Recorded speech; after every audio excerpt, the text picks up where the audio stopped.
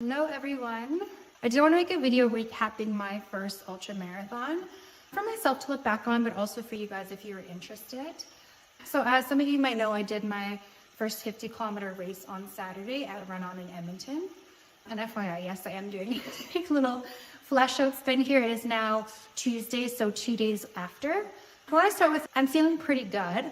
Let's start with that. The name of the run was Run On in Edmonton. It was so much fun. It was such a beautiful day filled with family and friends. We had some pretty incredible weather, especially for September. So highly recommend this race if you've never done it before.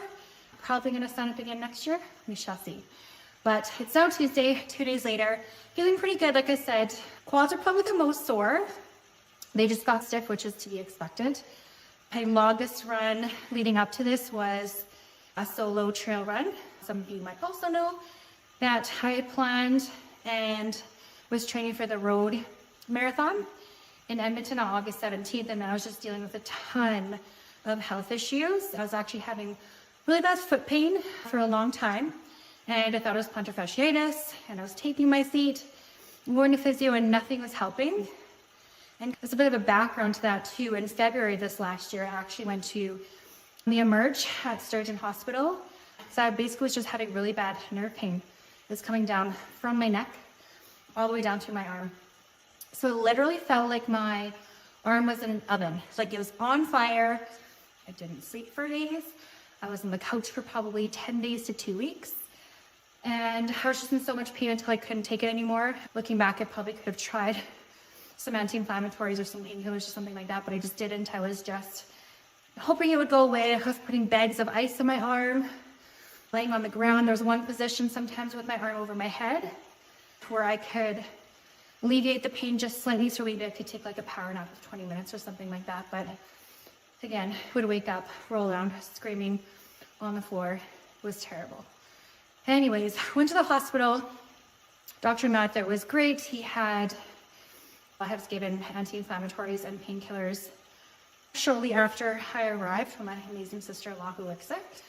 And then I had received some injections with muscle relaxant. Basically, the doctor said I was so tight up in here that, I don't know, it was just causing nerve pain, essentially. I didn't really have an answer. He recommended an incredible massage therapist who I went and seen. But yeah, anyways, the pain slowly went away and then didn't really get any worse. I still don't actually have complete feeling in my hand and these 3 fingers.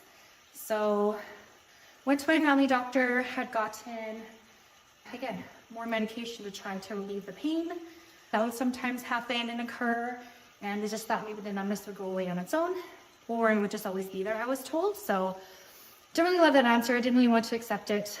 Moving forward, met an amazing woman, one of my Pilates classes at the gym, introduced me to her husband, who is a chiropractor, very holistic. I've gone to see him now 3 times a week for almost the last 2 months-ish, I want to say. 2 months ago, I was having this really bad foot pain. So I did start training this year in the spring with my friend Vashali. And then after our first half, which was in Red Deer in May, I just started getting, again, what I thought was plantar fasciitis. And so I would take some time off or do some shorter runs, and it would, like, my feet would hurt.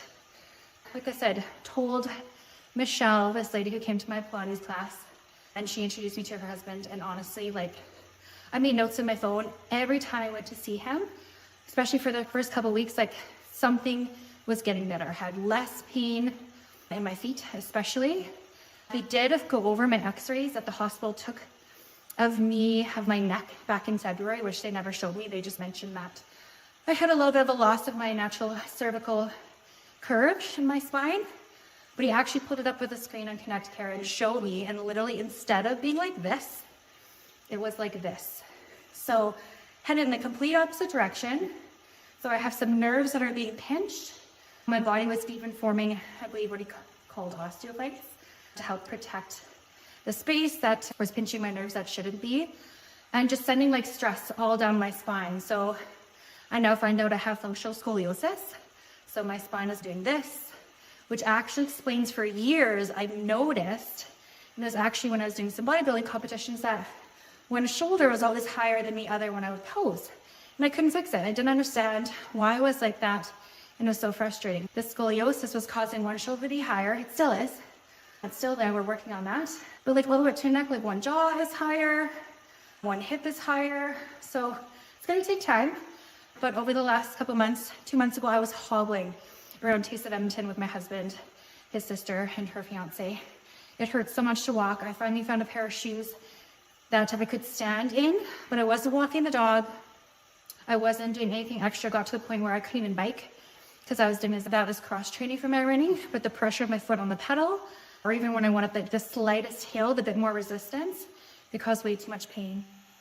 I headed into the pool, and I thought, you guys might have seen that on my Instagram stories, like a flotation device, like a belt. We're actually quite enjoying it. So I did that for a little bit, and then, yeah, like I said, I found Craig through his wife, Michelle, and things have improved since then, honestly. Like, I could cry thinking back on it because I'm so grateful. Like I said, 2 months ago, I could barely walk, and now I just ran 50 kilometers in the trail. So it was incredible. Around August 17th, so the date of the Edmonton Marathon, my body still wasn't loving like the cement, the road.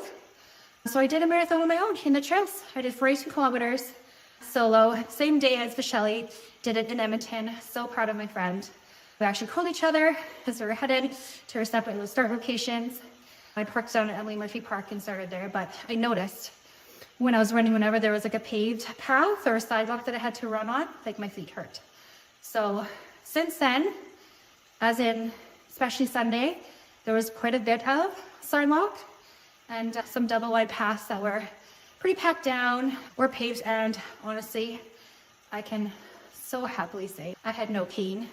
My feet are the least of my worries today. It's a little bit of quad tightness. I know Kai, when I see him today, he has some work to do, my chiropractor, but yeah, honestly, I'm so grateful for the entire experience. So day of, we're leading up to, let's start with that. I definitely tapered. I wasn't running super long distances. Aside from the trail marathon before that, my longest was 36, and before that, like, it was the half in May. So I had done a couple long runs and then tried to sneak in a couple of short runs in the week and short 5.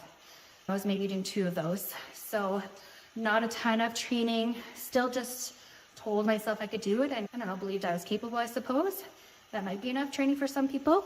It might not be. So anyways, I'm not saying that's necessarily the way to do it, but it's the way I had to with how my feet and body was feeling. Definitely did some tapering with my strength training. Didn't run a lot the week before either, just a couple short runs. I did teach a couple Pilates classes, but really dialed it back. Legs felt super good going into it. Nutrition felt super good going into it. I did 2 days of carb loading. I'd have to get the exact numbers, but I want to say I did just over 400 and 500 grams. 400 grams Friday, 500 Saturday, and then Sunday morning I had 100 grams for my breakfast of the morning off. So again, it's going to be different for everybody. If you've never carb loaded before, definitely don't suggest like going that high.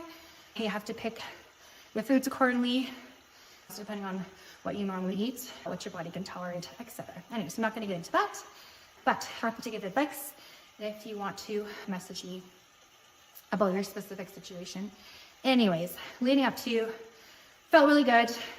Actually, Saturday, I think because all the carbs in the afternoon, I was so sleepy, you guys. I could not keep my eyes open.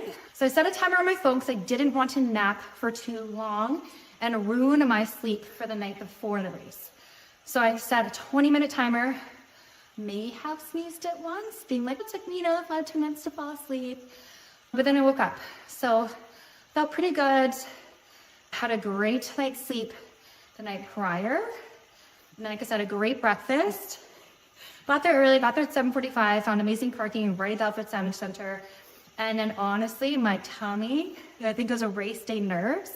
Even driving too, I pulled on the meditation, or pulled F1 on my phone and listened to it. But even that wasn't really helping, because I don't know what it is, you guys. I don't know why I get race day nerves. Maybe the more I do, the more it will go away or not be there, who knows. But tummy was doing a little flopping, and eventually it settled in about 90 minutes to 2 hours in, especially as I nibbled on some fuel, some bars that I had. I think that helped. My friend at the start line too gave me some great advice, which I think I'll try for next time. I think I'll try taking an Imodium. Like, even if I think I might be okay, honestly. I was until the morning of, and I was telling myself, I have nothing riding on this. There's no pressure. My goal was just to finish it, honestly. It's like my 42 on my own in the trails took, I believe, around 6 hours. So I was like, if I can do it in 7, like how incredible would that be, right? So yeah, loved that the Alfred Savage Center, they have flushable toilets right there. So I used those ahead of time. If I had needed them during the race, it would have been great if they were there too. I just happened not to need them. TMI, I don't know, whatever. Take from this video what you like. Saw a few people there that I knew in the morning. Chatted with Bronte a little bit. She gave me advice about the Monium. Chit-chatted, and then Janelle did a little speech at the start of the race. And then at 9 a.m. we were up. A little bit chilly to start with, but honestly, like, you begin straight up the stairs, right, at the Alfred Savage Center, which I'd actually never been on until Sunday, so that was fun. Walked up those, and then proceeded to run the race. First leg, I don't know, it's feeling good. Caught up to my friend Bronte, I was behind her. Didn't really say anything though. I got a picture of her, by the way. Bronte, I'll send that to you. And I was wondering if I'm going out a little too fast, because I knew she was doing the half, or she was doing the full, but splitting it with a friend, so they're doing the relay version, which is super cool too if you guys want to try doing a leg or two of the race next year. I know a few people who did that and loved it. So yeah, I was wondering if it went a little too fast. But honestly, I just looked down my heart rate. Even the morning of, you guys, I'm like, you can't really pace a trail race like you can a marathon. There's gonna be different elevations, different parts of the race where you might have to walk, power walk, go downhill. Like, it's impossible to know how far you should be and at what time. So I was just gauging it by my heart rate and my RP, or rate of perceived exertion. I felt good. So I just tuned into my body that way, and yeah, decided that I was going to be okay. Mindset, I'll talk a little bit about that later. But leg 2, actually ran up most of that with Bronte, which was nice. For a 6-hour plus day for me, or race, it was nice to have some company. So that was great. She gave me a fun little warning about leg 4, which I just took it for what it was, that it was the hardest leg. I'm like, oh, I wonder why that is. I found out. So before I get there, Bronte was done after leg 2. I went on to leg 3. Saw a friend just snapped a picture of me at the finish line. Finish/start/ she always looped back to the Alfred Savage Center. So for me, there's 5 different loops. So yeah, it was kind of nice. So it's like a huge aid station there. Like I said, washrooms if you needed it. Music, great crowd, tons of people there cheering you on. So love that. I don't think I grabbed anything from the aid station. I did have my, obviously, hydration vest and snacks packed with me. Still had tons of fluid. But after 2, when I realized, I said bye to Bronte, I was like, oh, I didn't really think about this next leg, like what I was feeling like eating. I definitely felt that I had enough water in my pack. So it's good to go there. I had some electrolytes. So I used LMNT. I had put a couple of those in the bladder that was in my vest in the morning. So I knew I had at least 2,000 milligrams in there, which came in handy because it did get warm. I also sipped electrolytes the morning of, leading up to the race, and even the night prior to hyperhydrate. Felt good about that. Leg 3, I knew this trail. I biked it lots, so I'd actually ran it a couple times on my own. It's flatter peat in the River Valley course. And it was fun. Lots of routes, right? So there was probably 3 times where I tripped up pretty hard. And even one time had both of my hands out, I thought I was gonna fall. Didn't, thankfully. But yeah, I just wanted to enjoy this trail. I knew it. So it was nice to be in familiar territory. Because I didn't actually know a lot of the trails. A lot of them were new for me, which was surprising to me, but it was fun. It made it very unique and novel. So leg 3, finished all those route trails, and then crossed the Toliga Ridge to the aid station. And there, just grabbing some water, because I don't know, I just was feeling like plain water. I got tired of drinking the electrolytes, which I had the watermelon flavor from LMNT, which is my favorite. But you get flavor fatigue, which I've heard about with gels for before, but I was getting it with my drinking water. So I was like, okay, I just want some plain water. And then I could see this girl was sitting there in the tent, but you couldn't really exactly see, and I just saw an outline or a shadow. And then she says to me, are you doing the 50K? And I'm like, yeah. She's like, you're in first place now, which I was like, okay. And I was like, are you okay? Because obviously I knew she was doing it and then was injured. And so I go into the tent and I look at her, and I look at her leg, and it's just all scraped up. Turns out she had tripped on this trail that I almost did. So you've done 30K at this point. Your legs are a little fatigued. humidity, all the ground is starting to look the same. Just lots of roots. And I just felt so bad for her. I told her I would hopefully see her the finish line. I mean, that's where you start too, so sure she had to make it back there at some point. Anyways, she told me that. And I was like, all right, good information, bad information. I don't know, I had zero expectations going into this, like I said. I just wanted to finish, and then if I did it in 7 hours, great. I told my parents we're gonna be there at the finish line, that I'd probably be there around 4 p.m. So if they were to, then I would see them. They'd probably see me cross the finish line. So at this point though, I looked at my watch as I left back into the trails, and I sent a little video into a group chat, a family chat, and just said, hey guys, here I'm in first place. And Mom and Dad, I think I'll be done a little bit sooner. If you guys wanna show up for 3, you'll definitely be there by the time I finish. I'll probably finish shortly after that. And yeah, so sent off that video, continued on, got back to Alfred Savage, and then got ready for Lake Forest. So I did grab my hydration bottles for the front of my mask because I felt my bladder getting a little bit low. And then switched out some snacks. I think I grabbed some easier digestible snacks on my electrolyte chews, so the Cliff Blocks. So kind of like dummy candies with electrolytes, and then which it was getting warm. So going around this leg, remember this is the leg that Bronte said was the hardest. And honestly, almost right away, there's the steepest, absolute steepest climb I've ever done in the River Valley. Didn't know existed up to this neighborhood. And at this point, I actually could feel my calves start to cramp up a little bit. I was like, oh my goodness. But every time I did that, I took a sip of my electrolytes and it went away, thankfully. But I was pulling myself up with my hands on branches, on tree branches. It was that steep. So I get to the top, and this guy who was near me said that is where he actually seized up last year. And I think he said he had to pull out from the race at that point. And yeah, at this leg, before actually got to this hill, I've seen a couple people over to the side of the trail, stretching out their calves, stretching out their quads. So yeah, it's getting warm. So finish this hill, continue on.